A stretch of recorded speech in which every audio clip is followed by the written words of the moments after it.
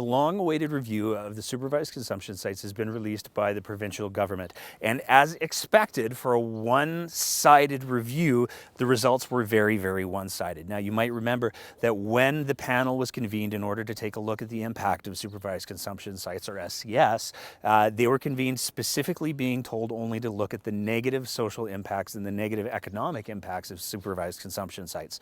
Well, they've done exactly that, although some of their sources are a little bit questionable. There's a whole lot of problems with this report, and academics across the province are raising a lot of questions, as are addictions experts, as are physicians. Whether we're talking about the fact that the report actually tried to use an article from Avenue magazine to back up the belief that there's been economic downturn, even though Avenue magazine actually said in their own article the reason for that was too many restaurants. It had nothing to do with the supervised consumption site. Whether we're talking about that or whether we're talking about the fact that it seems like there were some panel members who weren't even aware of what the role of oxygen is in dealing with opiate overdoses. And in fact, here's a clip we want to show you from the release. The other responses, such as the oxygen, was that life-saving? In a lot of cases, it was not. How do you know that? That was recorded and reported in the data that we collected. We heard it from individuals at the sites as well, so staff members. They said he administered oxygen. Turns out we didn't need to. You can refer to the report for further information on that. Do you have the answer? Can you answer the question? Would you like to ask the question again? Yes, I asked, in the cases where they administered oxygen, was that life-saving? Or did they say, oh, we didn't need to? You said, no, that's not what saved their life. And I said, oh, did they say, oops, I guess we didn't need to? No. So what was said was the committee heard from individuals at the site when we asked the questions about these administrations of oxygen or pats on the back. It was merely that a staff member, and that doesn't mean that that staff member could have been a support staff, would see that an individual's eyes might have closed, and at which case they would administer oxygen not because they were requested to by the user of the site, but because they felt it might assist the user of the site.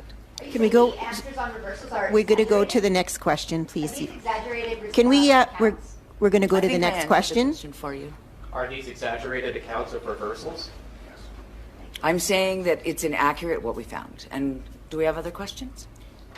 Now, this is one of those rare instances where I can actually speak with some authority on this.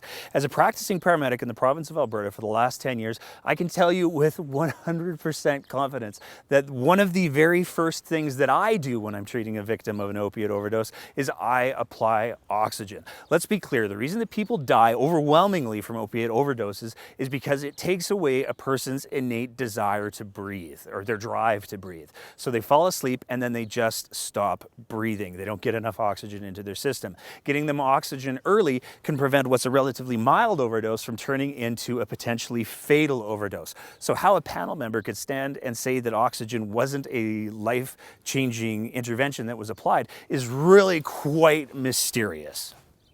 So let's be really clear. This report was designed from the very beginning to paint supervised consumption sites in a negative light. When the government mandated that this panel could only look at the negative impacts of supervised consumption sites, they guaranteed that whatever was produced wouldn't have any context. The reality is right now, supervised consumption sites, harm reduction, and as well as all of the current knowledge about how addictions work and how there's no such thing as a one-size-fits-all treatment model is all very much under attack. But nowhere is the fact that supervised consumption sites are under attack more obvious and more literal than in Lethbridge, Alberta.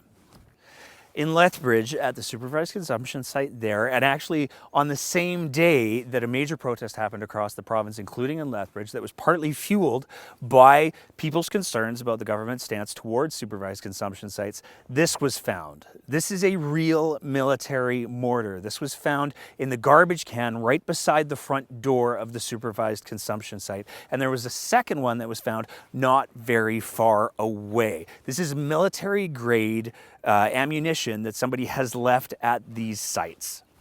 Now, while this story did get some media attention, it didn't get a whole lot, and it didn't seem to get a whole lot of traction, which is really bizarre when you think about it, because a literal military-grade bomb, 2 of them in fact, were left in a public space where protesters had been just a couple of hours earlier.